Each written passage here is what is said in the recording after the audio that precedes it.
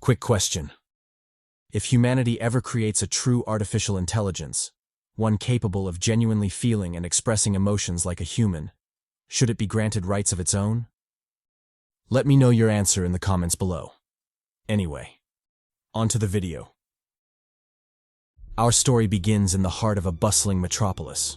The streets are clean, the people are calm, and even the chaotic traffic you might expect from such a city is non-existent, almost as if you were looking at a perfect utopia. But is it? Is it really? Contrary to the serene and beautiful facade, the true undercurrents hidden in the shadows are nothing short of horrific and tragic. But let's not get ahead of ourselves. Let's wind back time to our MC's somewhat blissful and definitely naive days at his dead-end job. As we do, he hits us with an inner monologue, secretly setting the tone for his desperate journey to come. He says that humans have always evolved by exterminating other species. It is through their fall that we rise. But what if those species decide to fight back? What if we aren't the top species anymore? What then? In an immaculately decorated office, a man casually smacks a mosquito on his neck before tossing the little fucker into an ashtray. Before him is a meek Chad with a silent, almost imperceptible fury and defiance hidden in his eyes. This Chad, who should honestly fire his barber, is our MC, Mr. Lee. Opposite him is his boss, Mr. Choi. As expected from such dead-end, soul-sucking jobs, Lee is currently being chewed out by Mr. Choi. The subject of the rebukes is mostly predictable. Choi calling Lee a lazy bum while elevating himself to a savior by claiming he helped save Lee's job and those of others in the department. To this, Lee could only bow his head and apologize, promising to do his best next time. Obviously, Choi wouldn't let him off that easily. He insulted him some more before ceremoniously kicking him out of the office. As Lee left, some of his co-workers shot sympathetic glances his way. They seemed to want to say something, but under the pressure of possibly losing their own jobs, they decided against it in the end. Later on, in the washroom, the same co-workers are seen cleaning up. Unlike last time, they finally had enough courage to give us some office lore. The blue-shirted coward called Choi a nutjob, a nepo baby who only got his position through connections. He also added that Choi is a thief and that the famed patent for the satellite navigation system he claimed to invent was actually stolen from Lee. Choi had taken advantage of him back when he was still a naive rookie. The bespectacled coward asked why Choi was harassing Lee if that was the case. Shouldn't he be keeping him close instead? The blue coward replied that Choi didn't want Lee around for fear of being found out. He'd been harassing Lee so the Chad would resign on his own, eliminating any loose ends that might come back to bite him. The bespectacled bastard was taken aback by this. Who knew Mr. Choi was so devious? But if that was true, why was Lee still sticking around? Shouldn't he take the hint and leave? Blue Bastard explained that it wasn't that easy. During a previous government project, the asshole Choi had used Lee's name to get funding. He then misused the funds, landing Lee in a whole shit show of legal trouble. It was a miracle Lee wasn't arrested, but the stain remained on his record. So the Chad was stuck. He couldn't get any company to hire him. Not with that kind of mark on his reputation. Blue Bastard added that the rumors circulating in the office hinted at the whole thing being a setup, a deliberate move by Choi to ruin Lee. The bespectacled coward marveled at the drama. Since when did this place become an episode of Keeping Up with the K's? At least in that show he could see some synthetic cheeks. But what about the office? Should he look forward to seeing Choi's ugly face? Nah. Fuck that. Indeed, it's true what they say. When the army's not at war, it's not the best commanders who earn their stars, but the political ones. It's the same in their company. It's not the most competent ones who get promoted, but the political ones. However, all that has nothing to do with them. So long as they kiss some ass, specifically Choi's ass, they should be fine. Blue Bastard laughed at the idea, but he didn't disagree. Indeed, the best way out was to pucker those lips and plant a wet one on Choi's ass. Pause. Only then would they be safe. Over at the employees' outdoor rest area, we see Lee fidgeting with something in his pocket. After a bit of struggle, it's revealed that the item is an empty cigarette box, which he promptly crushes in rage.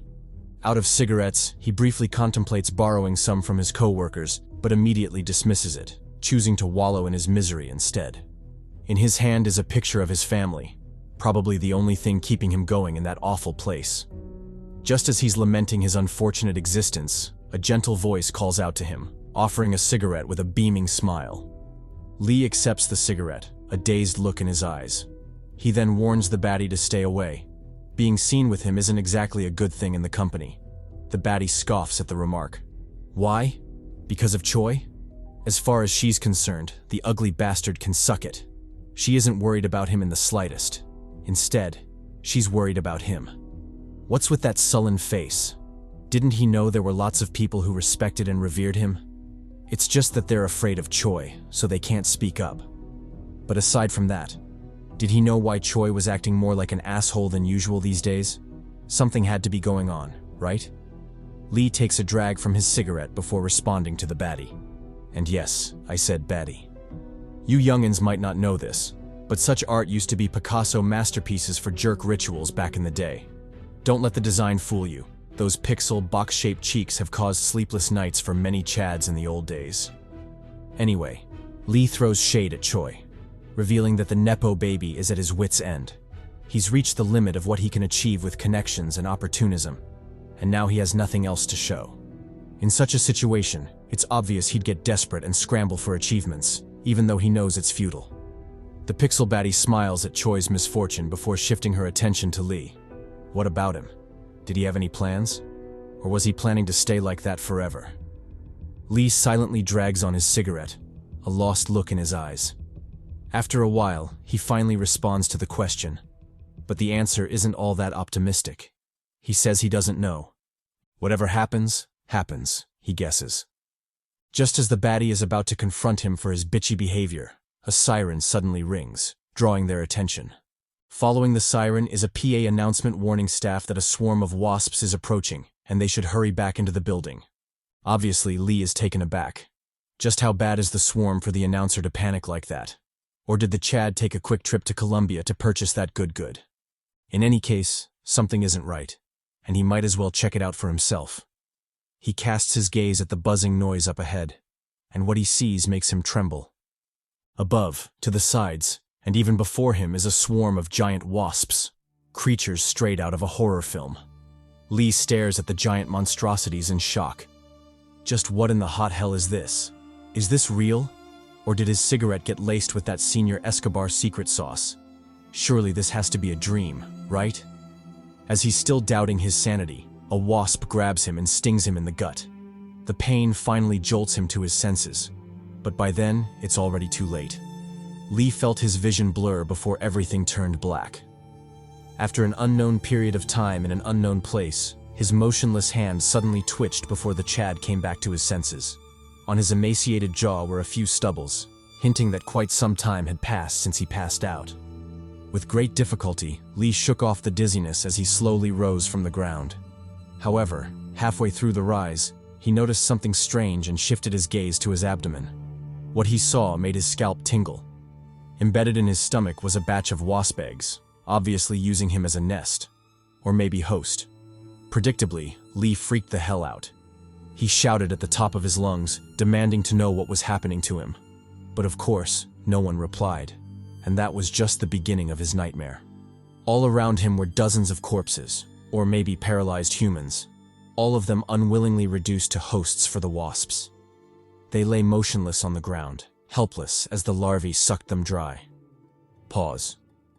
Before Lee could adjust to the harrowing sight, a faint crack came from the eggs in his stomach, forcing him to turn to them. Out of the eggs came sickening larvae, ones too huge and ugly to look at. The damned bastards quickly shook off their drowsiness and charged straight for Lee, who at this point was scared shitless. He scrambled back in horror, but that didn't stop the larvae from chasing him down and chomping on him. As he felt his vitality being drained by the little monsters, Lee finally said fuck that and ripped the little creatures from his body.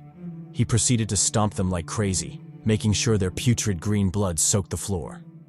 Done with that, Lee turned to the rest of the hosts, hoping at least one of them was still alive. He bellowed at them to wake up, otherwise they would all die there. When he didn't get a response, he chose the closest host, opting to free all of them himself. However, halfway through the task, he suddenly noticed a giant hole in the wall, which compelled his curious, nosy ass to investigate. As expected, and just like every other time before, what he saw made him pause. His city, the once bustling metropolis comparable to a utopia, was no more.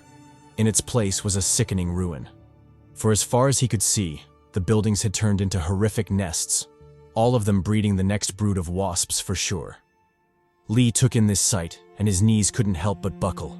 He dropped to his knees, fear and despair etched on his face. Just what the hell was this? And where was his family? His wife? His daughter? This couldn't be happening to him, right? Just as his world was crumbling down, a silent click came from behind him, scaring the shit out of him. Lee immediately turned to check, wondering what the hell it was now. Surely things couldn't get much worse than this, right? As if answering with a maybe, a hand suddenly opened the door, its creaking hinges reverberating in the quiet room.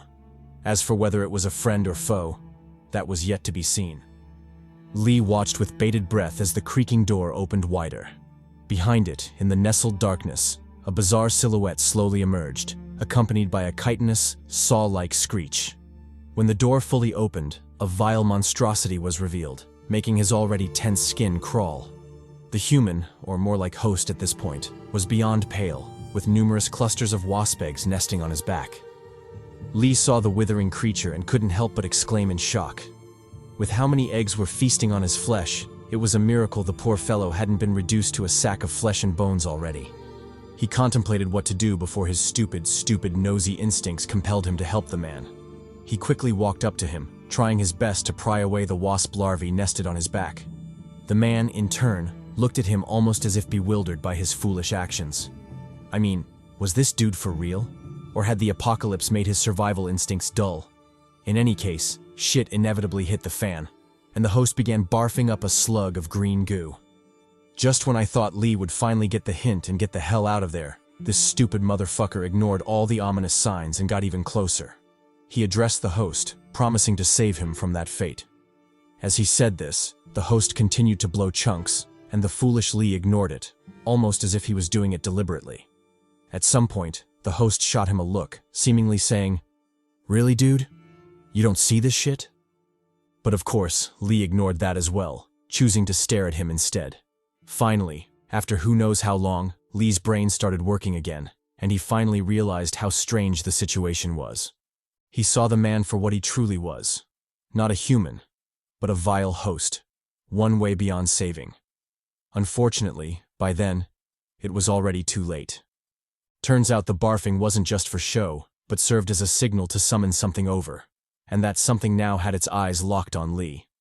Lee crumpled to the ground in fear, an audible whimper escaping his lips. He stared at the insect in shock, wondering how it got that big. When he realized his doom was approaching, he quickly tried to escape, but that notion was immediately shattered by a pincer attack from the wasps. Desperate and trapped on both sides by enemies, Lee didn't hesitate to throw himself into the pile of corpses. So what if he became a host again? All he needed was to survive. Luckily, the wasps weren't after him specifically, but after the green goo barfed up by the host. They all gathered towards it, ignoring Lee, who was hidden amongst the corpses. After receiving the alert from the host, the wasps slowly spread out, seemingly searching for Lee. They combed through the whole room, inching closer and closer to him. Just as his capture seemed inevitable, a faint voice called out, drawing the wasps' attention. The voice belonged to a poor lady who, like Lee, had just woken up from her coma. Before the lady could process what the hell was going on, the wasps were already upon her, towering before her like giant predators.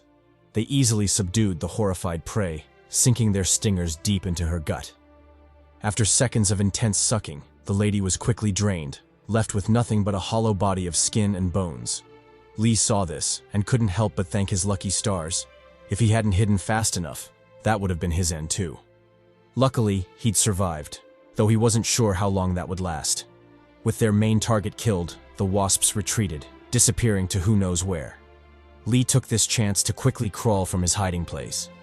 As much as he was grateful to the corpse for shielding him, he couldn't keep hiding in their midst. That was both crazy and insanely dangerous. He tore himself free from the piled corpses, crawling away toward a hopeful escape. As he fled, Lee thought back to the strange occurrence from back then. Why was it that the wasps attacked the lady but ignored the man? Was it that the man was a full host? A corpse even? If so, Then how was he still able to stand? And what was that strange green goo he vomited out? There were so many unanswered questions that Lee felt his brain heat up. However, despite all that, there was still one thing more pressing, and that was to get the hell out of there. He stealthily crawled along the wall, trying his best to remain as inconspicuous as possible. When he finally made it to a corner, and just when his hopes were high, everything came crumbling down as the escape hallway was crowded with tons of hosts. Lee didn't know if the hosts had the same properties as the last one, but there was no way in hell he would take that risk. Since both ways were blocked, he opted to circle back, hoping his luck would be better at the next exit: the emergency ladder. After unimaginable horror, tension, and close shaves, Lee finally made it to the emergency exit and couldn't help but let out a sigh of relief. Although there was a host by the door, the vile creature seemed to be dormant, so Lee deemed it wise not to bother with it at all. Turning his focus to the door, he realized his escape wasn't going to be as easy as he'd thought. The door was battered and broken, not to mention the massive rubble blocking it off. Lee cursed his shitty luck, but ultimately decided to do what needed to be done. It wasn't like he had any other options anyway. After monstrous effort, he finally cleared out the rubble, giving himself access to the door. Although the door was blocked just as he'd expected, he'd come so far that giving up wasn't an option anymore. He locked all the fuck in before banging on the door like a crazed psycho. Thanks to his relentless efforts, the door finally budged, allowing access to the emergency exit. Lee's smile bloomed like a flower, a small seedling of hope planted in his heart. Sure, it wasn't going to be easy, but with a little more effort, he should be able to escape that cursed building. On top of that, scaling down the building was way easier than going up, so he should be able to pull it off somehow. Just as his smile reached full bloom and his hopes were at their peak, a scene unfolded before Lee, sinking his heart to the depths of the abyss. The emergency exit, the same exit he'd pinned his hopes on, was completely destroyed, barring any attempt to flee the building. Lee took in the sight and cursed the universe profusely. His once hopeful face instantly darkened, reduced to a hollow mask of its former self. He stared blankly, puzzled by what he should do next. Should he double back and look for a new exit? But to what end? And who's to say the next exit wouldn't be just as disappointing, or maybe even worse? Just as he was lost in thought, the floor suddenly trembled, scaring the shit out of him. Lee hurried to secure his footing, his survival instincts proving right for once. After the commotion ended, he realized the tremble was from the collapsing staircase, further adding to his despair. Even if he secured a rope, the effort would be pointless, as most of the staircase was gone. He couldn't even lower himself to a lower floor. Damn, just what kind of shitty luck was that? Troubled and frustrated, Lee held onto the door, stumped by what he should do now. Unbeknownst to him, his awful day was just beginning, as vile creatures were stalking from the background. Turns out the eggs on the host had hatched, and the little bastards were hungry for some food. And since Lee was the only edible thing around, they immediately charged at him, biting hard into his flesh. Lee felt the pain, and the self-pity immediately disappeared. What was the point of wallowing in despair when he was literally being eaten alive? He locked in, punching and crushing the little shits from his body. Unfortunately for the fool, he didn't pay much attention to his surroundings, and inevitably slipped off the floor. The feeling of weightlessness jolted him to his senses, and Lee scrambled to save his life. However, that relief was quickly doused as the remaining larvae charged at him, eager to capitalize on his misfortune. Lee noticed the lunging bastards and said, "Fuck that." Even if it was a post-apocalyptic world, wasn't this difficulty a bit too outrageous? Shouldn't he be going through a somewhat tutorial first before doing this shit? Well, to hell with it. He might as well go hard. He immediately retaliated, punching the larvae to literal chunks. After the first came the second, then the third, and Lee didn't stop for even a second as he desperately fought for his survival. The larvae also did the same, crawling across his body and biting his flesh. The two parties struggled intensely, ultimately drawing the attention of a wandering host. As expected, the bastard didn't let it slide, but instead charged at Lee, obviously planning to join the tango. Lee noticed this, and immediately despaired. Not only was he locked in a fight with the little vermin, he was still hanging on the edge, a horrible position to be in. If he didn't find a way out of this, then falling to his death would be the most merciful of his endings. With that idea in mind, he reached out for the rubble below him, hoping to use it as a foothold to escape his dire predicament. However, as he'd come to learn so far, when it rains, it really fucking pours. He lost his grip on the floor, causing him to fall off. Lee's heart instantly dropped. He instinctively flailed his hands, hoping to catch something, anything, to save his life. Luckily, he did just that and managed to grab hold of a metal rod, barely surviving that hell. With a questionable foothold gained, Lee set off to escape that situation. He turned his gaze towards the lower floors, hoping to make a giant leap towards them. However, as typical of his hell difficulty apocalypse, things wouldn't be that simple. Just as he was about to make his move, a giant wasp crept up on him, almost as if it was Diddy or something. Lee noticed the beast, and his scalp couldn't help but tingle. Was this Mr. Take That? And was he about to take that? Pause. Seriously though, he cried to the author to reduce the difficulty, because this was some bullshit. Locking back in, Lee did a double take on the wasp. Although he'd cried about the absurd difficulty of the apocalypse, he knew he couldn't rely on anyone but himself to survive. Besides, the wasp was already upon him, so what would crying to the author accomplish? He promptly dialed in, looking for any chance to escape. However, how could escape be that easy? Especially with a giant fucking wasp behind him. He currently had no opening, so he settled for staying as inconspicuous as possible. As Lee was deluding himself with his half-baked stealth techniques, the wasp closed in on him, seemingly confused by something. It probed Lee gently, feeling him out with its antennae. Lee, who was already shitting bricks at this point, trembled seriously, a visible panic evident on his face. He tried his best to ignore the probing antennae, but the creepy sensation still sent shivers down his spine. No matter what he did, he couldn't shake off the feeling of having a predator so close to him, its hot, foul breath blowing down his neck. Seemingly coming to terms with his inevitable demise, Lee's will faded, causing his grip to involuntarily loosen. He believed it was far better to fall to his death than to be eaten alive by a pest. However, halfway through his suicidal attempt, vivid memories flashed, causing his movements to stop. He suddenly remembered his wife and daughter, and what it would be like for them if he left them alone in this ruined world.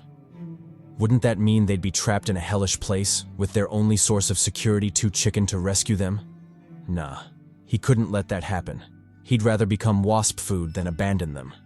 He quickly steeled himself, vowing not to die until he found them. As for the wasp, it continued its probing, obvious confusion evident in its actions. It zeroed in on the larva, seemingly attempting to communicate with it. However, after seconds of failed attempts, the wasp finally lost it, screeching loudly to express its frustration. Lee, who'd been trying his best to remain stealthy, cursed at this point, wondering why his luck was so shitty. He quickly looked for a way out, finding one on some rubble close by. However, with his horrible condition, would it even be possible to make such a jump? He thought about it, but then a realization dawned on him. What other choice did he have? He couldn't stay there, so he might as well risk it. Just as he was about to roll the dice, the wasp suddenly flew off, leaving Lee completely confused. Why had it left like that? Didn't it want to eat him a second ago? Well, who was he to question blessings? It didn't matter why it left. All he knew now was his chance. If he couldn't use the opening to escape, then he might very well die there.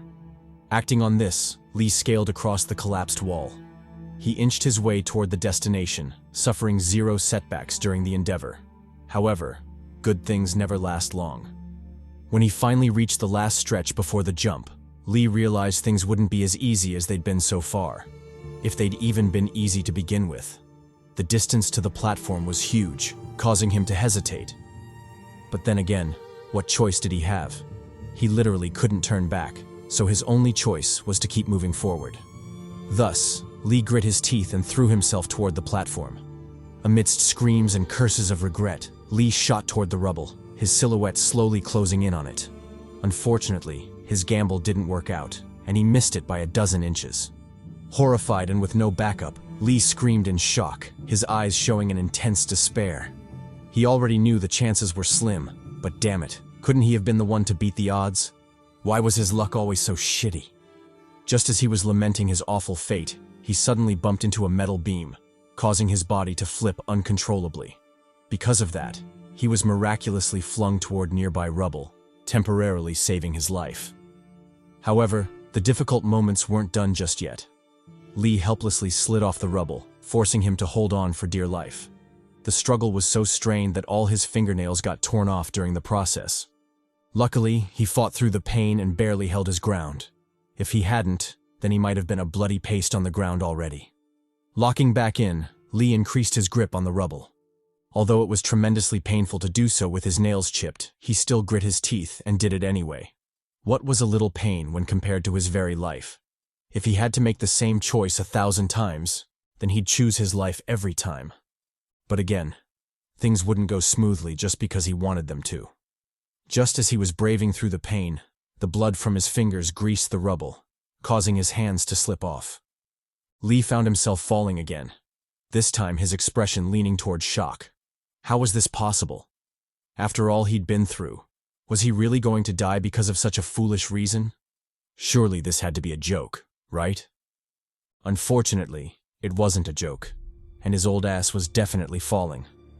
Luckily, however, the subsequent run-ins with the beam and boulder had changed his trajectory enough to let him crash on another platform. Lee felt the impact of the fall and stared wide in shock. He'd already counted himself as a dead man, so this was undoubtedly a pleasant surprise. He quickly ignored his pain and breathed out in relief. He'd made it. He'd miraculously made it. Seems like his luck wasn't so shitty after all. Learning from his past mistake, Lee promptly crawled off the platform. He was aware he'd already used up all his accumulated luck, so he dared not linger on the platform a second longer. Who knows? Maybe the bastard might just crash a second later, and he'd have no one but himself to blame.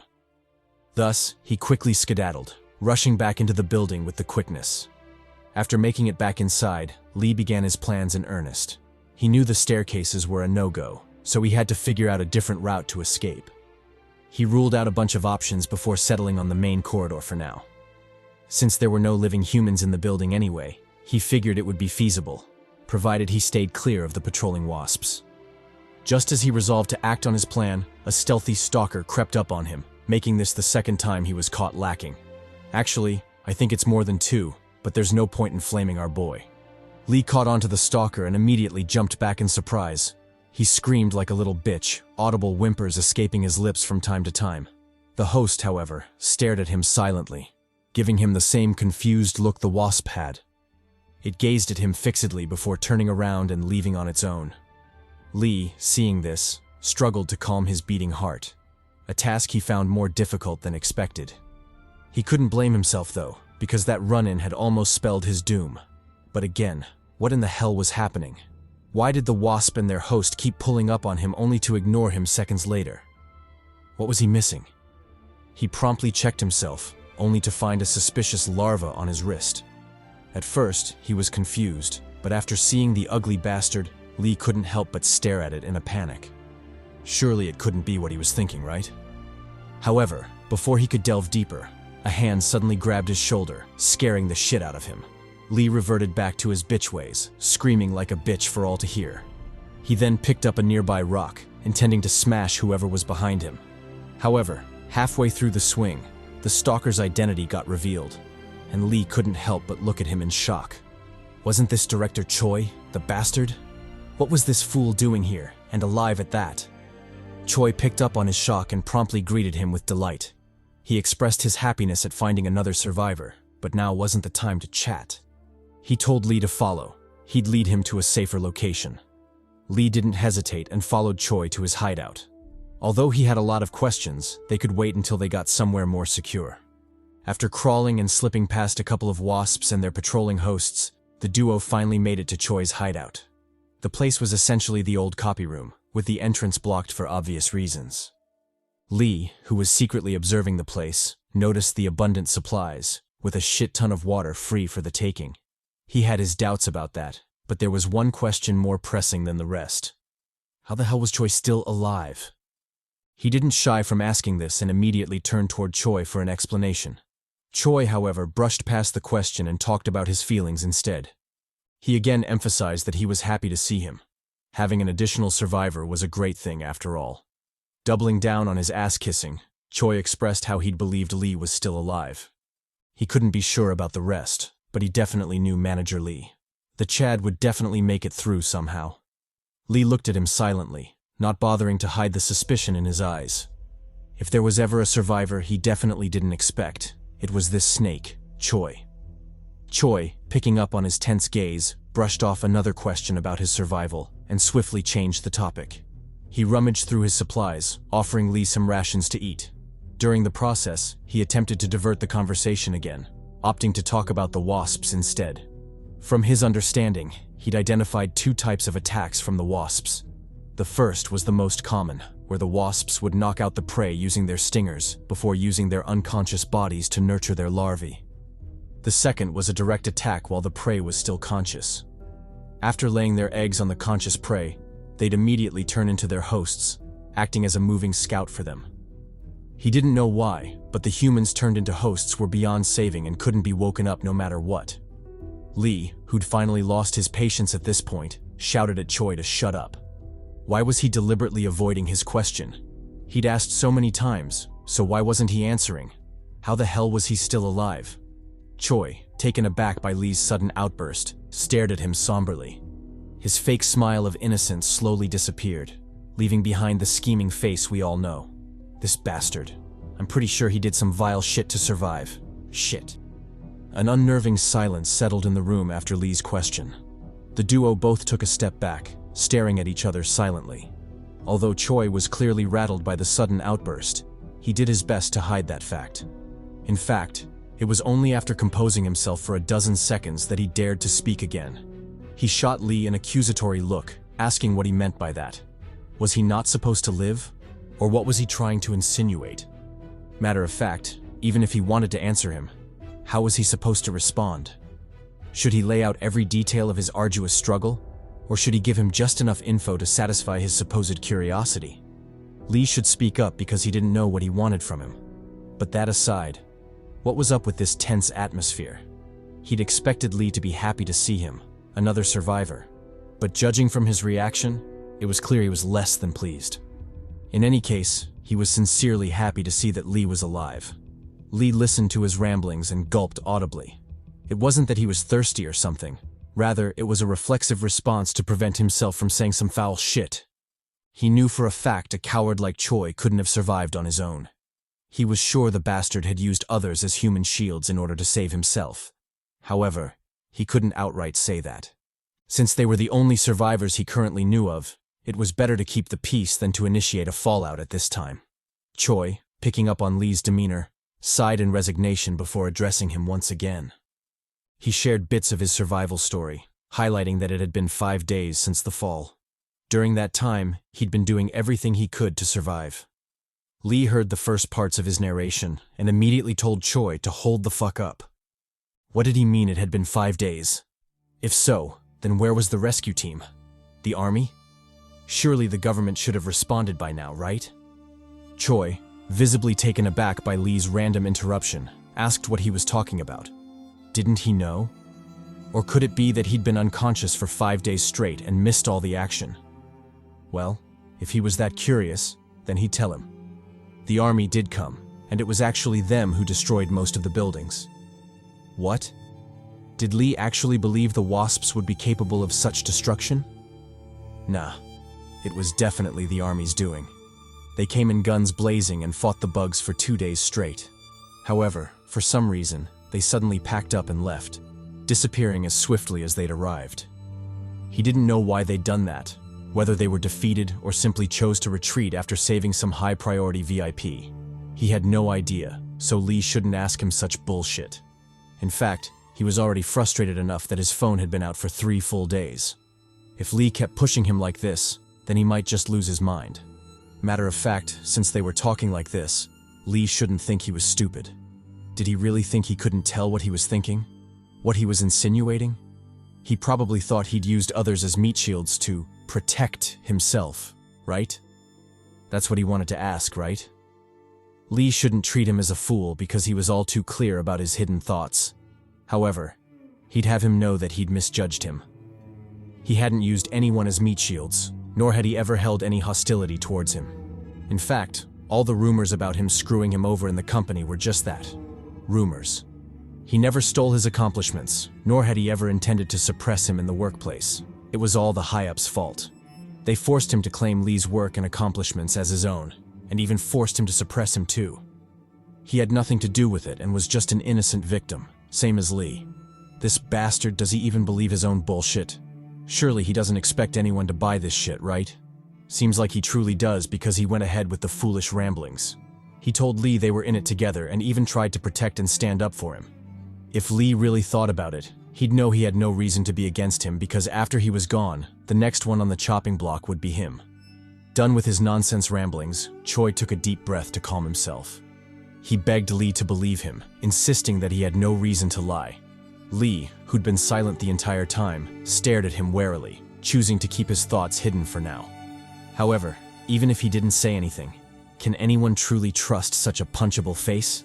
Such tame, backstabbing faces are always so easy to tell. Choi, seemingly picking up on this as well, quickly changed the topic, choosing to talk about the larva on Lee's arm instead. He promptly reached for it, clearly intent on removing it from the coat. Lee, however, noticed his actions and swiftly swatted his hand away. He told Choi not to worry about it. He'd handle it on his own.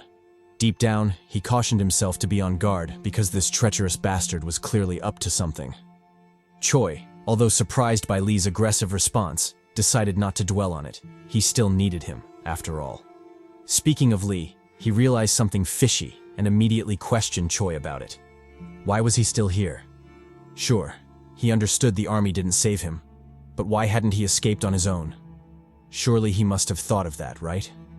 Choi looked at him before sighing softly. He could tell him, but it was way better to just show him. With that, he turned to leave, instructing Lee to follow after him. After sneaking through the hostile office, Choi led Lee to a hole in the wall. He somberly pointed through the wall, asking Lee to take a look for himself. Lee, clearly puzzled by Choi's actions, decided to comply, warily casting his gaze through the hole. What he saw left him utterly dumbfounded. In the middle of the room lay a heap of bodies, all of them piled together like some cheap feed. In addition, there were wasp larvae, the contrast making for a bizarre yet ominous scene. Choi, deeming it the right time to explain, told Lee the group of captives were a special case. The wasps hadn't laid eggs on them, nor had they harmed them in any way. After they were knocked out, they were simply gathered and placed in that heap, their purpose unclear for now. However, that's not why he led Lee to this place. He then pointed towards a specific location, asking Lee to take a look. Lee did just that, and was shocked yet again. Amongst the heap was a familiar face. The very same pixel baddie from the start of the story. Choi, taking advantage of Lee's sudden shock, told him she was still alive, and that's why he hadn't escaped this place already. He'd been sticking around to save her. On his own, it was close to impossible, but with Lee there, they stood a fighting chance. However, to do so, they had to find a solution for the wasps, because the room was swarming with them. Lee, eyeing the pathetic state of the pixel baddie, cursed to himself, wondering why he was so unlucky. If he hadn't known about her, it would have been fine. But now that he did, he couldn't possibly abandon her. Besides, if he didn't help her, who would? This sketchy bastard Choi could never be trusted after all. Steeling himself, Lee decided to give it a shot. Since there was a non-zero chance of success, he had to try at least. Choi, feigning concern, asked if he was sure. There were a shit ton of wasps in there after all. Lee didn't reply and simply took off his coat. He then placed the larva on it before going to town on it. To Choi's bewilderment, Lee stomped that bitch, making sure the larva inside was properly squished. When he was done, the whole coat was a gross mess, a fact Choi didn't hesitate to mention. Lee, however, ignored his sketchy ass and went on his way. He slowly descended the stairs, making sure not to attract any hosts toward him. When he got to the corridor leading to the creepy room, he paused to steel himself before addressing Choi once again.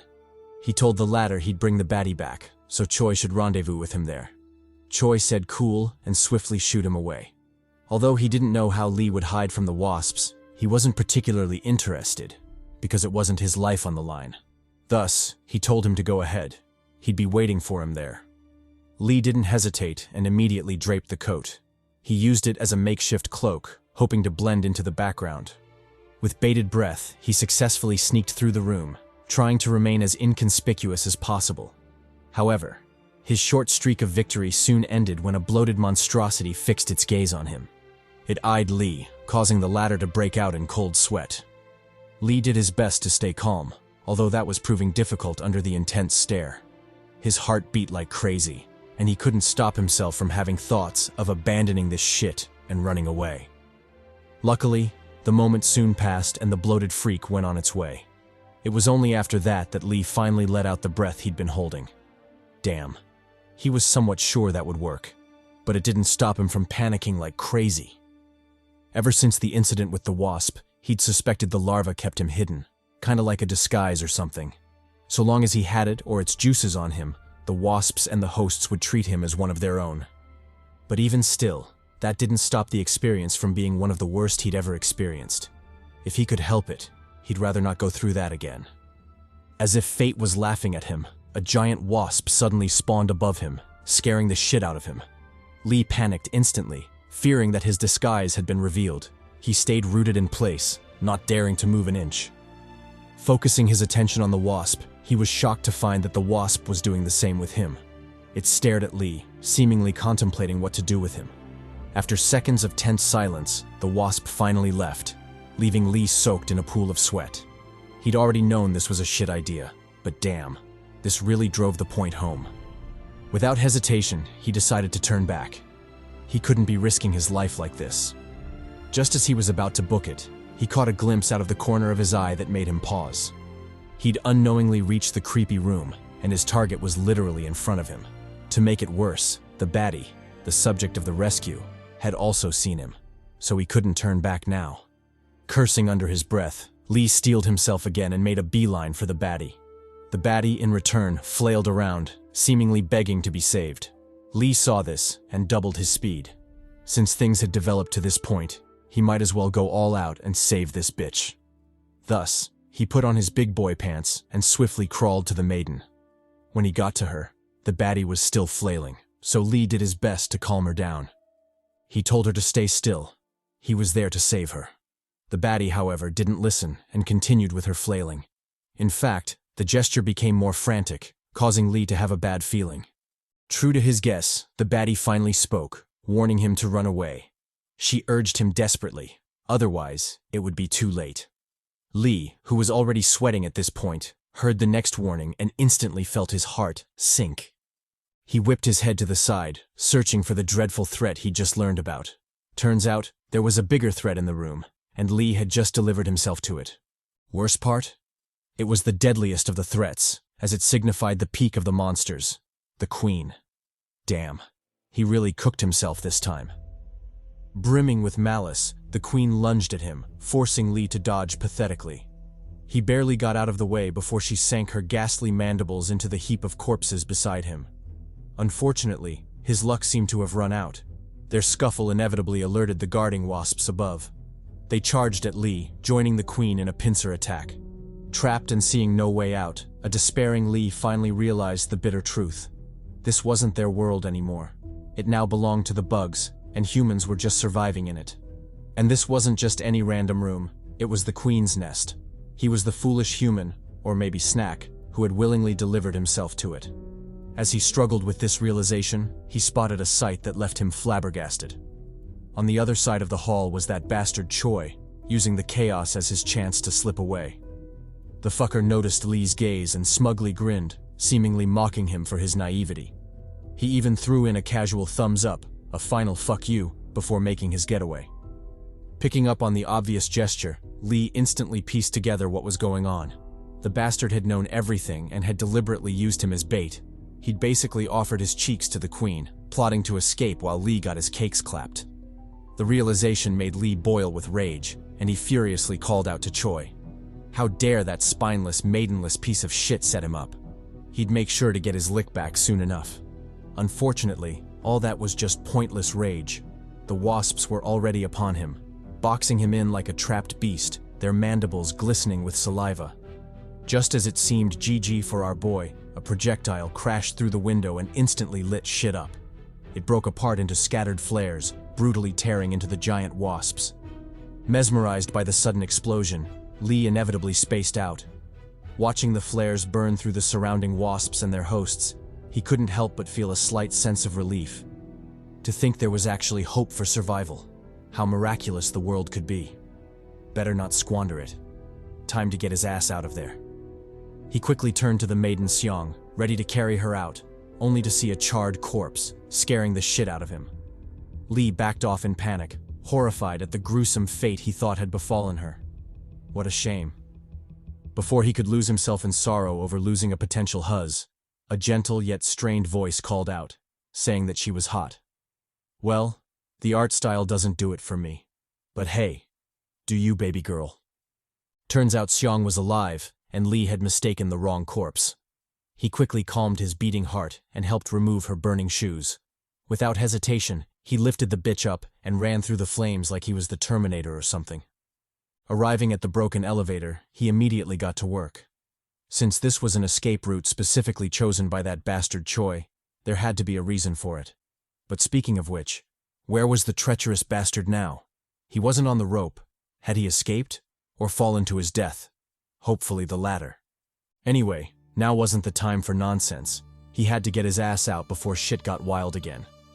As if responding to his thoughts, another bomb came crashing in, lighting shit up once more. Sparks and flares burned indiscriminately through everything in their path. Seeing this, Li said, "Fuck that," and made himself scarce. He quickly fastened Xiang to himself and reached for the escape ropes. For some reason, he decided to give a short monologue. Maybe he thought it was cool. But with a baddie in his arms and flames blazing around him, I'd say he was goddamn right. She'd once asked what he planned to do with his life, right? The answer was simple. He'd survive. No matter how insane and fucked up the world became, he'd do his best to keep going because there were still things and people he needed to protect. With those words, he decisively leapt forward, using the rope to carry them down. After an intense and borderline suicidal descent, the duo finally crashed into the ground floor's elevator shaft. When the dust settled, Xiang's limp silhouette hung from the ceiling, suggesting something had gone horribly wrong. Luckily, it was just Li hoisting her down, and she was completely fine. Well, fine enough for him to drop her like the worthless trash she was.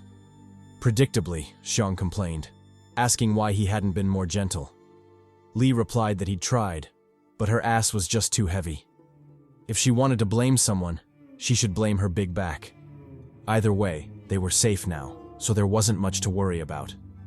They quickly exited the building, eager to regroup with the army, which they assumed was behind the bombing earlier. Upon exiting, the first thing they spotted was a tank in the distance. This delighted Li, and he eagerly waved toward it, genuinely looking forward to being rescued after all they'd been through. However, that eagerness was promptly doused by the grim sight before him.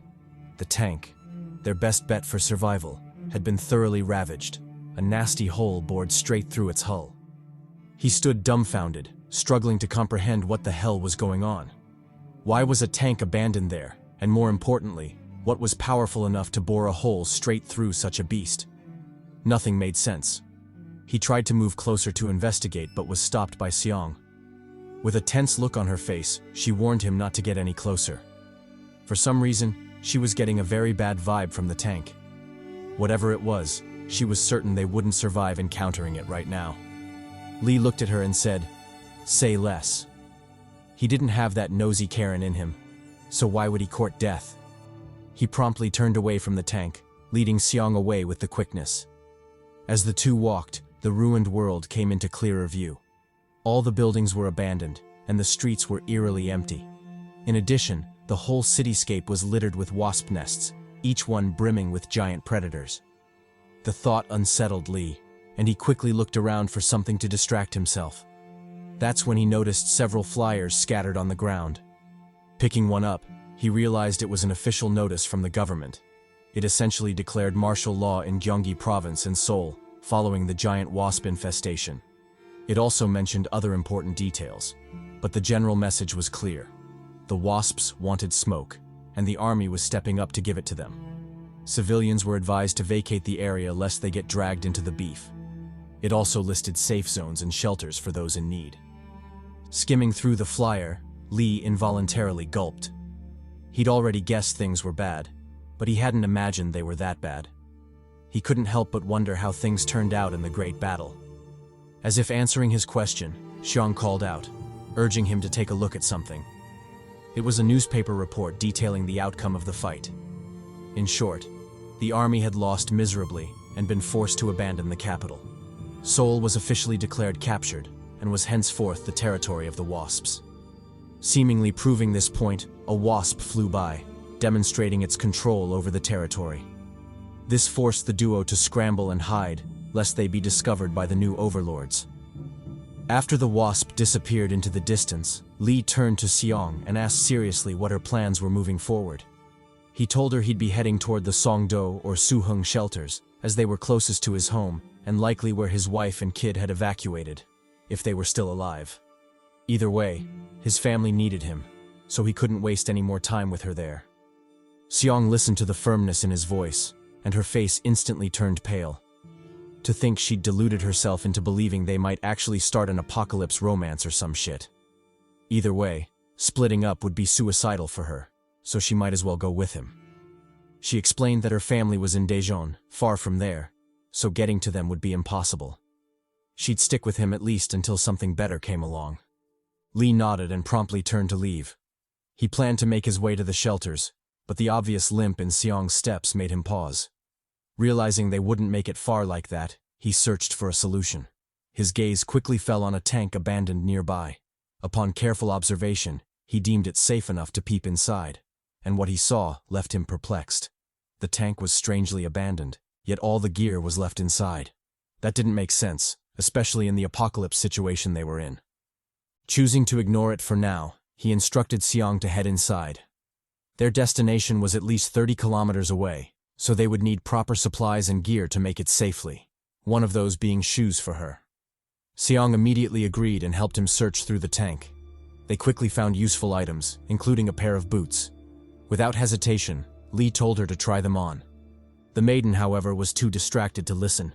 She'd discovered something particularly interesting: the good old American Justice. A rifle. Noticing the Texas Freedom in her hands, Lee couldn't help but wonder why the soldiers had abandoned the tank and even left the guns behind. What the heck was going on? He wanted to mull it over, but now wasn't the time. Deciding so, he shifted his focus to Seong as she tried on the boots. She complained they were too big and wouldn't fit. Lee told her not to worry about it.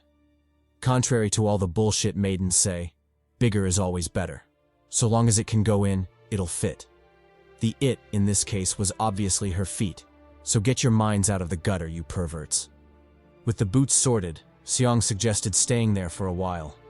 She didn't intend to be a Sakura, a liability and trash, but she really needed some rest. She wasn't feeling particularly well either, so staying there seemed like the best idea. Lee thought about it for a second and readily agreed. Since they wouldn't find a place safer than this, resting there wasn't a bad idea. He quickly reached for the door and toggled several locks to secure it from the inside. Noticing the familiarity of his actions, Xiang asked if he'd done that before. Was he in the army or something? Lee confirmed that he was, specifically in the Capital Mechanized Infantry. Their division was equipped with armored personnel carriers and infantry fighting vehicles, hence his familiarity with the workings of tanks. In short, he loved that American Justice and had even operated tanks in pursuit of it. As the two chatted and reminisced about the good old days, they gradually became drowsy and eventually fell asleep. Time passed quickly, and soon dawn arrived. Stirred from his sleep, Lee took a moment before an overwhelming pain struck his body. He wailed like a bitch, wondering what the hell was going on. Was he under attack or something? Tracing the pain, he realized it was from his earlier beating. He had apparently suffered significant damage, and his body was only now reacting to it. As he cried out for help, he realized he was the only one left in the tank. Xiang had disappeared at some point, so he couldn't rely on her. Deciding to handle business on his own, he shifted his focus to his throbbing leg. It had swollen significantly, hinting at a possible broken bone. Just as he was about to curse his shitty luck, the tank's door swung open, revealing a shadowy silhouette. The silhouette turned out to be a soldier who stared intently at Lee. Not picking up on the weird vibe, Lee screamed in joy, delighted that help had finally arrived. He had no idea the soldier was a host until the man pointed his gun at him and fired mercilessly.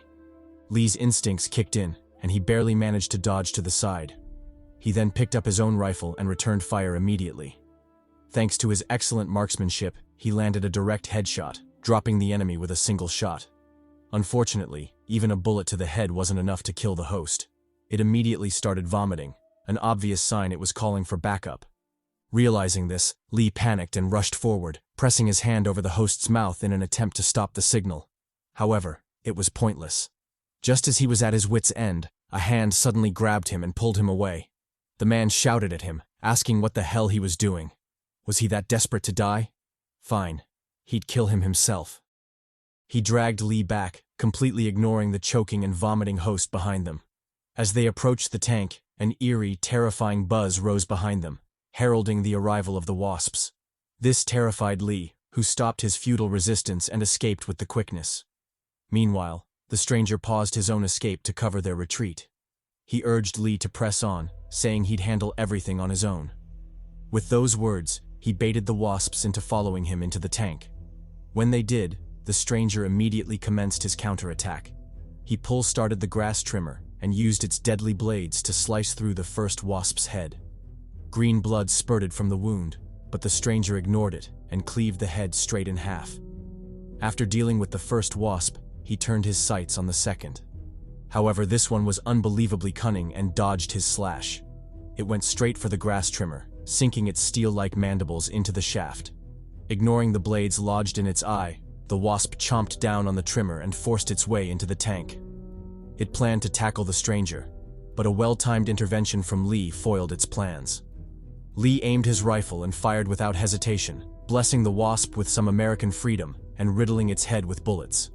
Enduring such disastrous damage, the wasp inevitably let go of the trimmer, starting it back up again. The stranger didn't miss the opportunity. He directed the spinning blade at the wasp's neck, chopping its head clean off. Afterward, the man wiped the disgusting blood away and flicked it to the side.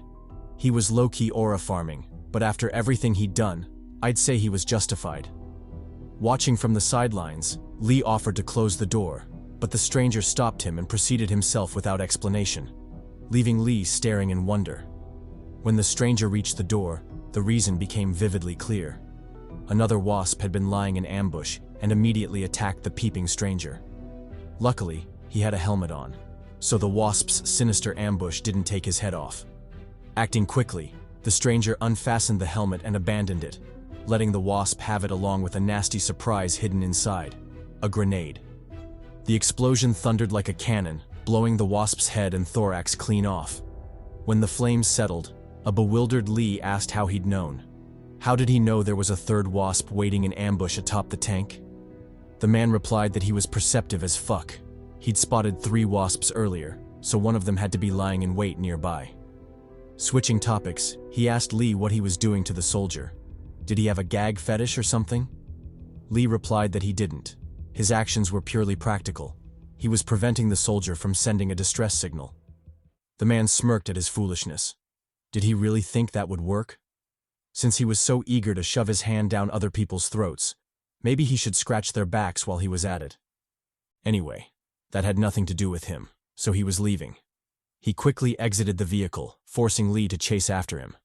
Frantic, Lee asked if he'd seen a maiden nearby, around 26, busty, and sketched in that old art style the OGs loved.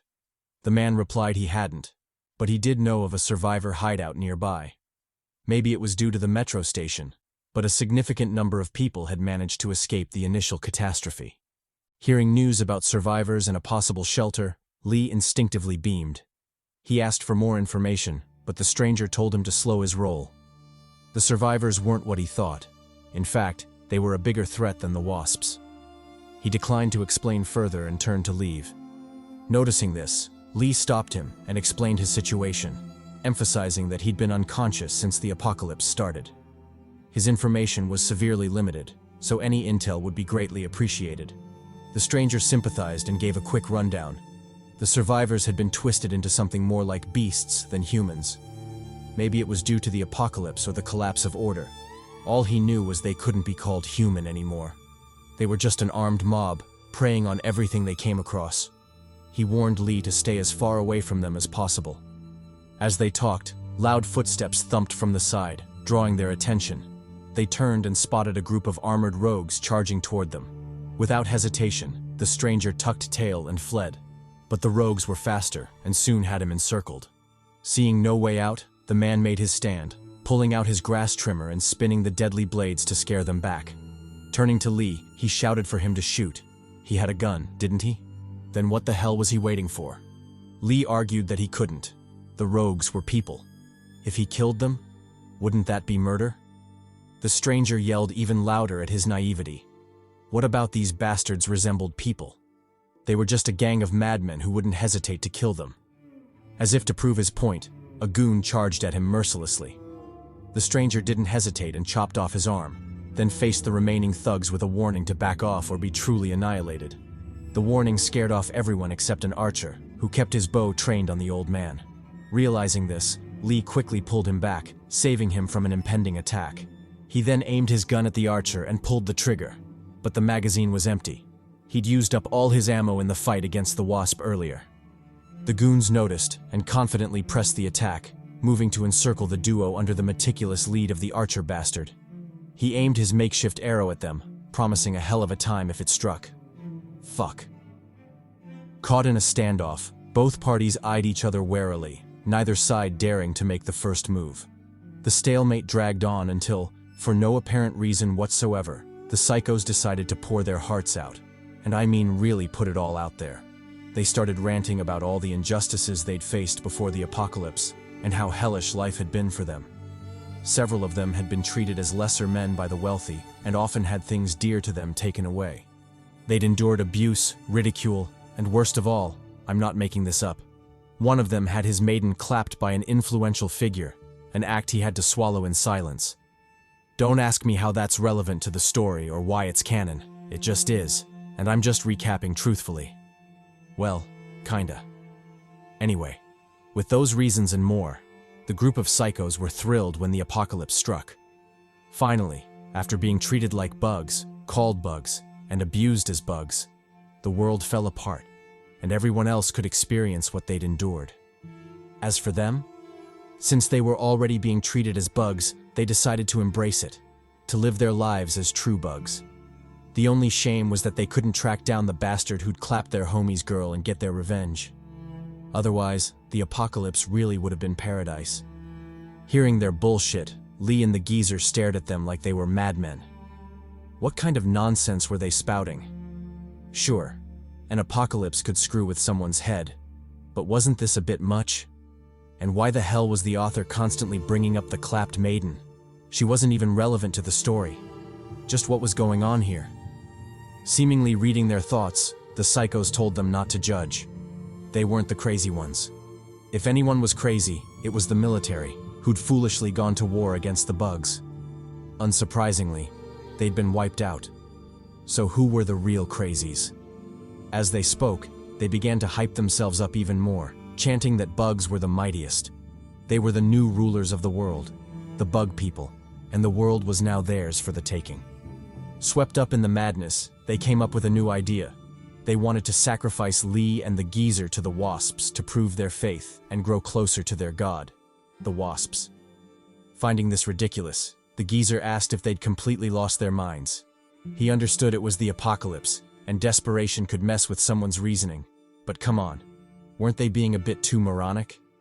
How could these be the thoughts of civilized humans just days into the apocalypse? To this, the psychos didn't argue. Instead, they stepped aside reverently, making way for their leader. The dude was dressed in a clean suit, holding a Bible, and would have looked normal if not for the creepy wasp head he wore as a mask. Nevertheless, he clearly held great significance to the psychos. They couldn't stop chanting his name, calling him Prophet, the Chosen One. Seeing this, Lee's expression shifted drastically. It was already hard enough dealing with a bunch of psychos. How bad would things get with their leader joining in? He frowned slightly, already expecting shit to hit the fan. The prophet didn't seem bothered by his reaction. Instead, he spoke with calm conviction, preaching the greatness of the wasps and urging them to join the brotherhood. Wasn't it better to offer their lives to the bugs than to die there? Chuckling, the geezer replied that he'd pass on that. He had no interest in joining their band of lunatics. To make sure they got the message, He whipped out a grenade and warned the crazies to back off, or he'd blow their shit up. With the deterrence of the grenade in hand, he turned to the prophet and told him to piss off. He didn't know who the guy was, or why he was running around worshipping bugs and building a cult. And honestly, he didn't care. The prophet could do whatever the hell he wanted as long as he kept them out of it. If he was willing to turn a blind eye and pretend he never saw them, they'd do the same. Oh, and one more thing. Why was he holding a Bible when he was clearly starting a bug-worshipping cult? Didn't he fear divine punishment? He might want to put that down before lightning from the heavens barbecues his ass. The prophet stayed silent for a moment, then replied coldly, ordering his men to attack. The crazies didn't hesitate. They charged forward, shouting war cries as they brandished their weapons. Several contraptions swung at the duo, startling the geezer. His eyes widened in disbelief. His grenade had completely lost its deterrence. Didn't these cult bastards know that was a freaking grenade? Incredulous, he watched as the cultists kept advancing, completely ignoring him. Just as he was about to say "fuck it" and toss the grenade to teach them a lesson, gunshots suddenly rang out, startling everyone and drawing their attention. Turning around, Lee was shocked, but delighted, to see the shooter, his partner and missing maiden, Seong. Though confused about why she'd run off, he breathed a sigh of relief, glad she'd made it back alive. Seong, however, kept her rifle trained on the cultists, warning them to back off. If they got any closer, or even breathed too hard, she'd light their asses up. She was dead serious. Unfortunately, Seong had overlooked one crucial thing. This was the apocalypse, and these horny cultists hadn't seen a woman in days, let alone one as caked up as her. Their brains fried instantly. All they could see was red, and cheeks. Slowly, like depraved zombies who'd been through a drought, they staggered towards Seong, mumbling about cheeks and clapping them. A chill ran up Lee's spine. He immediately shouted for Seong to get out of there. Unfortunately, the horny bunch were faster, charging at her with maddening resolve. They'd finally found some cake.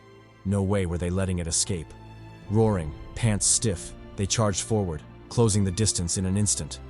Realizing the danger she was in, and that threats wouldn't work on these lunatics, Seong decided to let it rip. She opened fire, no-scoping a cultist in the head. But instead of retreating, the cultists went berserk. They trampled over each other, desperate to be the first to reach the maiden, the first to the cheeks. Terrified, Seong unleashed hell, unloading a full magazine into them and dropping a few. Unfortunately, she'd underestimated the power of cheeks. The horny bastards ignored the bullets, charged through the gunfire, and finally reached her. The leading cultist slapped her rifle aside and leaned in for a smooch. Horrified, Seong stumbled back and fell. The cultists pounced immediately, laughing maniacally as they tore at her clothes, reaching eagerly for the goodies. Seeing this, Lee and the geezer went red with rage. They tore through the crowd, cutting and bashing anyone who got in their way. Blood flowed like rivers, and the whole place descended into chaos, a twisted mix of laughter and screams. Finally, when most of her clothes had been ripped off and the threat of assault became unbearable, Seong couldn't take it anymore and screamed. A deep, desperate cry tore from her lips, echoing through the street. At first, it sounded human, but then it changed, morphing into a high-pitched screech. Alarmed, Lee tore through the cultists even faster, smashing heads with his rifle. Just as he was about to dive into the mob, the geezer noticed something that made his face pale. Without hesitation, he grabbed Lee and shouted that they had to leave immediately. Furious, Lee yelled back that there was no way he was abandoning Seong to that fate. But the geezer insisted, pointing at the swarm of wasps descending upon them. If they didn't leave now, none of them would make it out alive. As they argued, the wasps swooped in, pouncing on the horny cultists. Their laughter turned to screams, their cries shifting to despair as they were whisked away, sucked dry. Pause. Some tried to fight back, but they were quickly overwhelmed, captured or massacred alongside the rest. Soon, all that was left was Seong, Lee, the geezer, and the swarm of wasps, all eyeing each other intently. Lee steeled his resolve and charged forward, fighting his way to Seong. Even though the odds were stacked against him, he had to try. But as he neared her, he noticed something strange. Seong had collapsed, panting, with a wasp standing beside her, but it didn't attack. Still, now wasn't the time to overthink it. he pushed the thought aside, grabbed Xiong's rifle, and aimed it at the wasp. If it wanted to take his maiden, it would have to go through him first. Didn't it know how rare cheeks were in the apocalypse? It better miss him with that kidnapping bullshit. Taking aim, he was about to launch a few hot ones at the wasp when something else caught his attention. The prophet, or rather, the so-called chosen one. The dude was being swarmed by his flock, all of them begging him to save them. Didn't he claim to be the chosen one of the wasps? The whisperer of the divine? Then he better hurry his ass up and tell the wasps they were friendlies, devout followers of theirs. To this, the prophet said, "Fuck that." Did these fools really expect him to stick around and talk to a bunch of human-eating bugs? They were sorely mistaken if they thought he'd take that risk. Unfortunately for him, that was exactly what the lunatics expected. They grabbed hold of him, insisting he smooth things over with the wasps. Didn't he say he could communicate with them? Then it was time to prove that shit. The prophet, however, hit them with the classic, "Wait for me here, I'll be right back" no jutsu, trying to slip away. But he hadn't gone far before running into the one thing he dreaded most, a wasp. Thinking this was all part of the prophet's plan, the flock of crazies dropped to their knees in reverence, paying their respects to their god, the wasp. The prophet, on the other hand, knew just how cooked they were. Without hesitation, he ignored the kneeling fools and pulled out that thing, a good old dose of American justice. But before he could make his move, before he could unload a few smoldering ones on the wasp, the bug acted first, lunging forward with unbelievable speed. In a blur, it lashed out with its mandibles, completely decapitating the prophet. As his lifeless body hit the ground, the Bible he always carried fell beside him, revealing what he'd hidden inside. A wad of cash. Turns out the bastard had been using the good book to stash money. Pretty pointless, considering they were in an apocalypse and all. But now the truth was out, and the shock hit the crazies like a thick mommy throwing it back. Without hesitation, they said deuces and checked out. Gone was their reverence for the wasps. The only thing on their minds was survival, and they damn sure ran for it. Seeing this, the wasp didn't bother giving chase. It hadn't forgotten it still had a maiden to devour. But when it turned back to its prey, it was surprised to find that the pixel baddie was long gone, vanished like a ghost. Meanwhile, in another location farther away, the said maiden was seen escaping frantically with Lee. After putting considerable distance between themselves and the bug, the suppressed injuries in Lee's body finally flared up. He sucked in a deep breath, panting, and dropped to the ground, writhing in pain. Xiong, who had been supported by him, dropped as well, giving a rather juicy view of the cheeks. But after realizing the situation, she got back up and dragged Lee into the underground train station. Once there, she set Lee down and caught her breath. Meanwhile, the dying screams of the lunatics echoed faintly through the tunnels, revealing they were being massacred. After a while, the screams faded, replaced by hurried tapping on the ground. The wasps were coming, and true to her fears, the bastards showed up, blocking the exit and cutting off any escape. Seeing this, Lee cursed, grabbed his rifle, and aimed it at the wasps. He told Xiong to get out of there, clearly planning to stay behind and buy her time. But Xiong had other plans. She grabbed Lee and pulled him deeper underground. As she did, she chastised him for his recklessness. What did he think this was? A rom-com? Was he trying to pull some grand gesture to finesse her for some cheeks? Nah, it wouldn't work like that. If he wanted some buns, he'd have to try harder than that. Speaking of trying hard, what the hell was that geezer doing?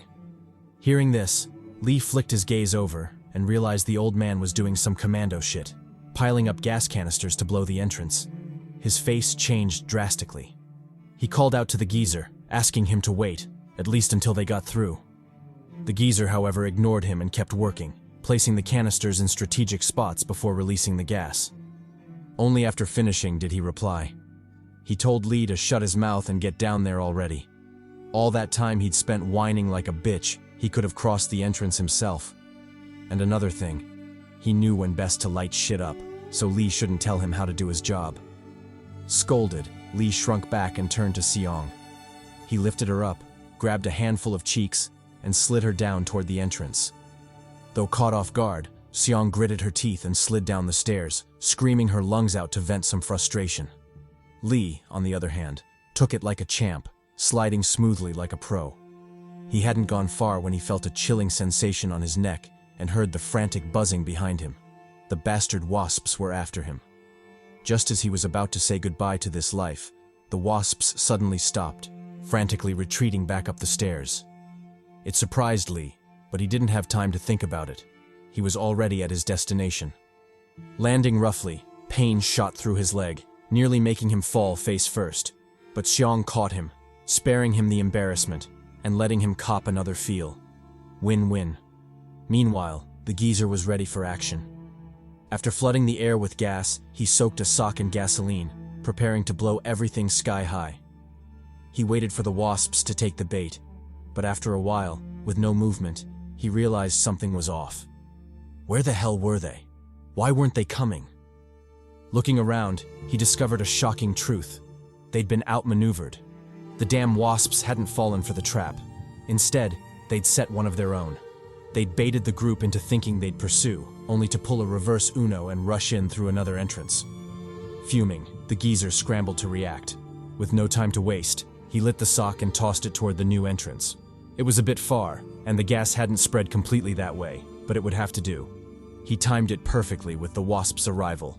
When the bugs burst through, all they saw was a burning sock before everything went up in flames. Deep crimson fire roared to life, blocking off the entrance and foiling their ambush. Seeing this, the geezer grinned, satisfied, and walked away. His job was done. There was no need to linger.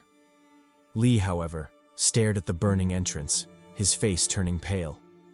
That had been the way to Line 4, the very same line he needed to reach his family.